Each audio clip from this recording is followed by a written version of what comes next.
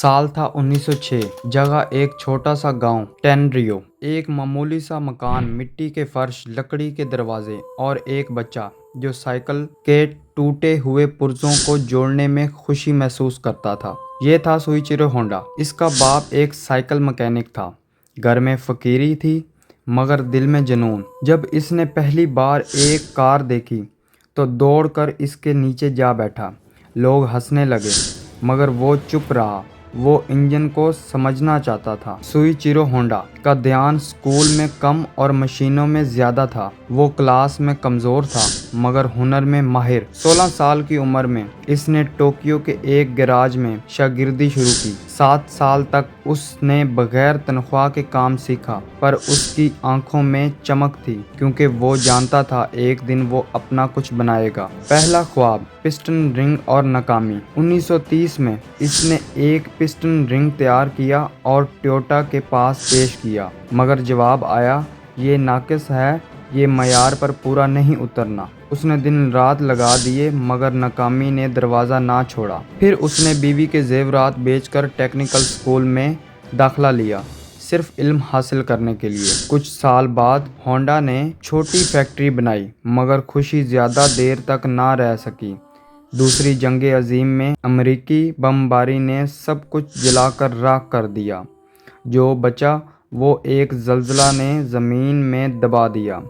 लोगों ने कहा किस्मत तुम्हारा साथ नहीं दे रही, छोड़ दो।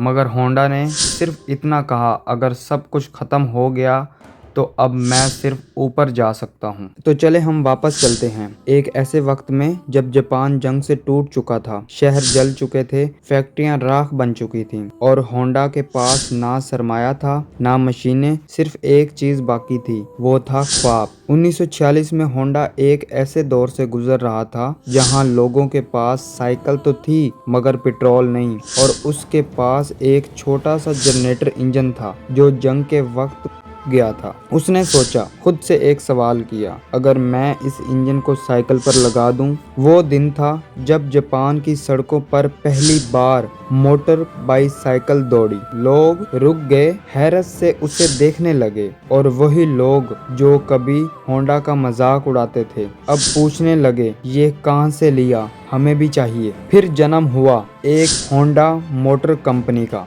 होंडा ने मौका पहचान लिया। उसने 1948 की बुनियाद रखी होंडा मोटर्स लिमिटेड की। छोटा सा गैराज, चंद मजदूर और उन अनगिनत साइकिलें जिन पर वो एक एक करके इंजन लगाता, हाथ से, दिल से, ख्वाब से। पहला मॉडल था मॉडल ए, फिर आया मॉडल डी और जल्द ही पूरी जापानी कौम इस बाइक पर दौड़ने लगी। एक सादा बाइक जो दुनिया बदल गई, सुपर कब। 1958 में होंडा ने तैयार की ऐसी बाइक जो तारीख का रुख बदलने वाली थी। छोटी सी बाइक, सादा और कम खर्च, होंडा सुपर कब नाम था। ये बाइक सिर्फ जापान नहीं, पूरी दुनिया की सबसे ज्यादा फरोख्त होने वाली मोटरसाइकिल बनी। एक गरीब मैकेनिक, एक फैक्ट्री के बगैर शख्स अब एक बैन अल-अक़वामी लेजेंड बनता जा रहा था। तो ये कहानी क्या सिखाती है? होंडा ने कहा था, मैं दूसरों की नाकामियों से नहीं डरता, मैं अपनी नाकामियों से सीखता हूँ। उसने साइकिल पर इंजन लगाकर दुनिया को हिला दिया, और वो बाइक जिसका तस्वुर किसी ने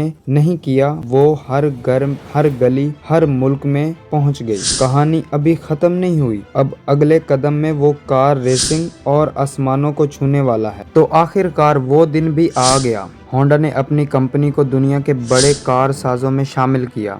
ये वही इंसान था जो कभी छोटे से गांव में पुर्जे जोड़ कर खेलता था, आज वो आलमी सतह पर जाना जाता था। कारों की दुनिया में पहला कदम।